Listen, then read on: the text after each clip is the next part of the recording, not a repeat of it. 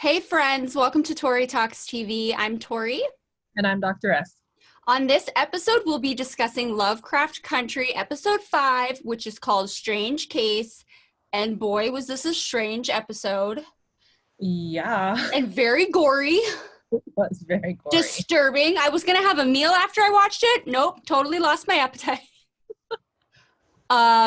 So let's begin with Ruby. Okay. Who takes up most of the goriness. I've been looking forward to the Ruby episode. I knew one was coming. Yes. So she wakes up as a white woman. What? It took me a second to figure out what was happening. I was You know like, what's what? funny? It did not. I knew it. I don't know how I knew, but I knew that was her somehow. Oh my gosh, it was so good. It was so well done. Because once Yes. it comes out, I was like, oh, it was like Freaky Friday, Oh. but horror edition. Yeah. I mean, her walking in that black neighborhood as a white woman and just experiencing the treatment and how the cops were so concerned for her and with the little boy was just trying to help her and they're like, what did this animal do to you? It was so disturbing. So disturbing. Yep, totally. And then when we find out, like, the cops are kind of in on it, they're not really in on it, but obviously William had reported her missing or whatever. And so that was so sneaky and well done. And I'm sure like if it was going to be an ongoing thing, but then like we quickly learned like, oh, this is like a deal. yes, she made a deal with the devil. Yes. Yeah, so she gets to kind of like it and get accustomed to it being a white woman because of the special treatment that she gets. And then she gets her dream job Yeah. as Hilary Davenport, which is played by the same actress as Dell, that creepy keeper of the dungeon. Remember she was guarding, it's in Ardham, that town of Ardham. I don't know if you remember her, but that's the same person. Oh, I did not. Yeah.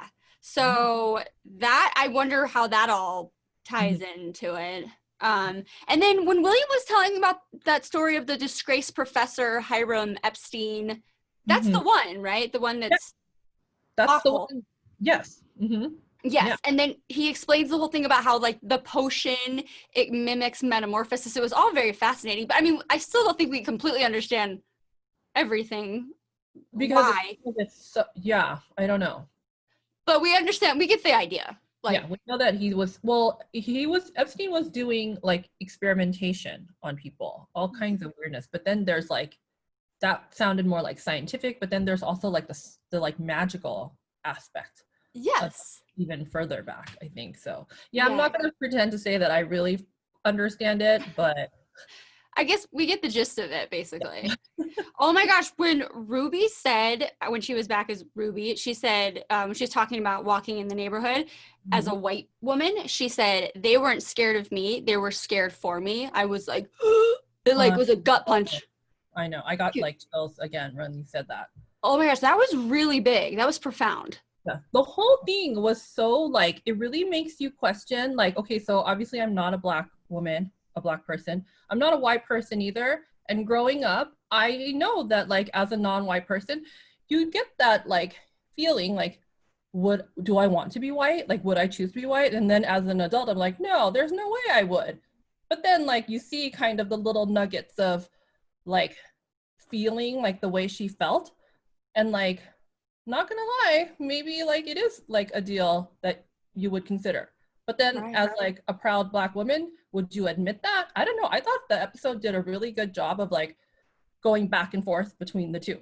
You know, like, does she want to do it? She like destroys the little potion many times. Like she's like not gonna take it again. She does take it again. It was very well done. It becomes like an addiction, like kind of like a drug for her, just to feel that high of being a white woman and the privilege that comes along with it. And then the guilt over choosing that too. Yes. Oh, it was just, I just kept, I don't know, my heart kept going like up and down like the whole episode as I like kind of felt her wrestling with that choice. Right, exactly. Yeah, that it's like, it's so subtle, but it's so big, you know, like just choosing that, but then, yeah, the thing that goes on in her brain, the turmoil of like, I like it, but it's not me. And yeah. And I guess now we can confirm that Christina is William. William is Christina. So because there were theories, somebody commented and let us know, and then we kind of were we were staying with that. And yes, it's confirmed. So he does the whole metamorphosis thing, or does she? I don't know where one begins and one ends. I think it's her, and then it is, so it's kind of like right. she's passing as a man because she doesn't have the power that being a man gives her. So there's like the parallel, except that there's no race, like Ruby has, they have that cool discussion, very profound discussion about, like Christina wants to draw the similarity between being a woman, like with Ruby, but Ruby is like telling her, but you don't know what it's like to be Black. So it's like, it's similar, but not the same, because that's true. Being a Black woman is much harder than being a woman who's white, Right. So I think so it's definitely Christina, and then she becomes William to gain entry into like places where she wouldn't be allowed. Because being a white man is a little easier than being a white woman. Yeah, it is. Exactly. The layers to this is kind of thought-provoking. I want to talk about Ruby's revenge. That's what I'm going to call it. Okay. Because that store manager was disgusting and terrible and trying to act like he's this wholesome Norman Rockwell painting type guy. And what he says to that girl, who I can't confirm is Tamra or not, but when he says that racial slur to her, when Ruby oversaw that. But the way she decided to seek out the revenge was horrific and disgusting. But just to get through it, the fact that they were playing Cardi B's Bodak Yellow, I feel like that got me through it. The bloody shoes. It's very literal. It was on the nose. It really was, but I felt like it took away the tense, horrific, gruesome thing I was watching. Just to have that playing, I was like, yeah. It was like a revenge that, like, he deserved something bad to happen to him. Yes. And it's like, I don't know. I kind of was like, wow, that's really, it was hard to watch. But then I was like, I don't know. The question was like, does he deserve that? I don't know what he deserved, but he's bad. And I thought she was going to kill him. Yeah. But how could, she kept him alive, but like, how does he explain this white woman was there 1 minute and then he was getting attacked, and then all of a sudden a bloody Black woman was there? Like, how does he explain that to someone? You can't even tell anybody about that. Exactly. That never happened. Who are you going to tell, and who's going to believe you, right? Oh, maybe that actually makes it even more interesting of a type of. Because if he tells anyone, they'll just think he's crazy. The visual effects of watching her white skin fall off of her body was amazing. It's disgusting, yes. But I can't believe how kind of realistic it looked. They must have perfected some CGI thing, because they really maximized it. Like, they showed it to us so many times. We're like, look how cool this trick is. They really wanted to capitalize on it. Yeah. And when you would see the hands coming through the flesh, and the face through the flesh, it was so, I was like, don't show it again, but then I would love to see it again. Yeah, I know, right? Oh my gosh, it was kind of amazing. But so I'm glad Ruby had a really big part in this. That was I love her. She's one of my favorite characters, probably. I know. Yeah. I can see where will it go? Will we see more? And so are Christina and Ruby gonna team up and take over the world together? What's gonna happen with them, No. And when she found out that it was Christina all along, but she didn't even seem shocked. She was just like, are you kidding me? That was so funny. Maybe they are gonna be friends now, or maybe they'll be lovers now. I don't even know. That would be interesting. That would be interesting. Yeah. So now let's talk about Tick, because he's our presumed main character. So when he found out about his dad killing Yahima and just went off on him, that was also hard to watch. So yeah, really similar to a person who, Ruby taking revenge on that guy. I forgot his name. But watching Tick beat the crap out of his dad, his dad is a terrible person. Yeah. Beat the crap out of him when he was young. He's mentioned it several times. And then he killed Yahima. Yahima. Yeah, so who did not deserve it at all. Her people had already been slaughtered. Right. So it was kind of this thing where again, I'm watching him beat the crap out of him thinking, yeah, he deserves it. But yeah, he went hard. Yes. And it's a side of Tick we've never seen before, right? Like this anger and violence. I don't know. I feel like this is like a different, so it's like kind of interesting. The whole episode, we're seeing like two different sides to people, right? Or like the anger that's been like building up for all these years, you know, and like with me, it was like for her, it was like the societal anger of like living the life that she's lived and not being given opportunities that like other people have been given because of the color of her skin. And then with Atticus, it's like his dad, like he trusted his dad, like again, even though he knew he shouldn't, and then he let him down again. Yep, exactly. And then Montrose seeks refuge at Sammy's place, and they have a very intimate moment. But what's crazy is, you know, they go to like the nightclub scene, and I've never seen Montrose look more blissful. I mean, is he finally coming into this, like accepting himself? I mean, he finally kisses Sammy in a passionate way. I was like, I mean, it just really, I couldn't really like be happy. Like I enjoyed seeing the whole scene, right? The scene of like the whole scene was beautiful. Like the ballroom, the dancing, like the, you know, like the queer culture, the ballroom culture. Right. Then I'm so mad at Montrose, and like, I mean, I guess we're supposed to believe that like he's been repressing his like sexuality his whole life, and that could be why he's kind of been such a jerk, like a terrible father, or, you know, maybe like trying to hide who he is from his son as well. But like, I don't know.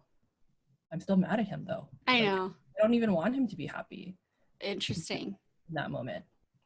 I don't know. I think that's probably how most viewers feel about him, and let us know how you feel about him. I don't know. I have a very, very small soft spot for him. I don't know why. I just, because it's his dad. I don't know.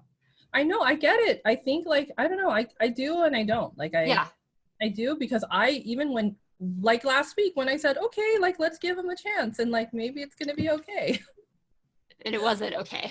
No, it wasn't okay. And you know, and I think like this episode kind of showed us like how Montrose, like a little bit of like what made him become the way he is. But no, but then like, poor Tick, he's kind of like picked up like the, you know how they say like people who grow up in abusive households become like abusive or violent as well. And then you see like Tick kind of, we saw that side of him too. He talks about like being at war too and how that contributed to it. But so it's kind of like, I don't know, it was hard to watch. Yeah, it was sad. Well, Tick and Leti are getting kind of closer. I like the way their relationship is developing. And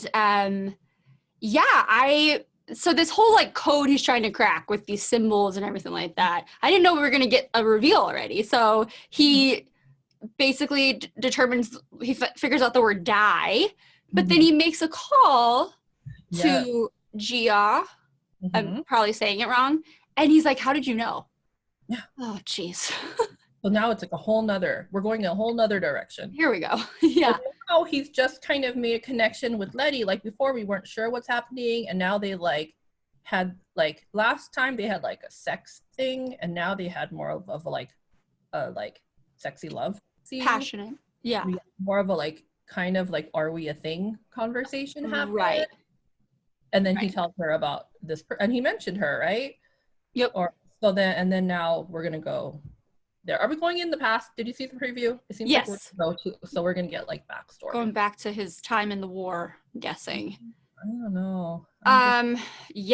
This has been such a compelling and graphic and fun show to watch so far. We are halfway through. Can you believe it? Yeah. I know. Oh my gosh, wait, I have to say one more thing. Did that police captain have the torso of a black man? Oh, I did not see that. Do you remember when Ruby was in the closet with the guy who's like, oh yeah, and she could see through it, and I'm like, I don't know. Let me know if that's what I saw. I was like, is he all tatted up? Like, was that like a t-shirt? Yeah. I know, like, is that a birthmark? Yeah, I know what you're saying. I didn't know what that was either. I don't know what to think. So if any of you know what's going on, let us know. Oh. But you know what I mean? Like, that was obviously something, the fact that this color was different than this color, and what's happening. They're torturing a guy in the closet like it's no big deal too, by the way. Thanks for bringing that up. Like, what the heck? I thought like they didn't know it was happening because there was noise. I'm like, oh shoot, they're gonna open the door. No, they know there's a guy in there. Yeah. They're corrupt. They're pretty bad. My lord. Anyway, sorry, I just like had to ask. That's a good one. Yeah. That's a good pause to ask. Yeah, I don't know what is going on, but more questions than answers, as always, and that's why we love this. Anyway, all right, that's all I have. Same. Okay, great. All right, thank you so much for watching. Please, if you could, like, comment, and subscribe, and then we'll see you next time when we review episode 6 of Lovecraft Country. See you then. Bye.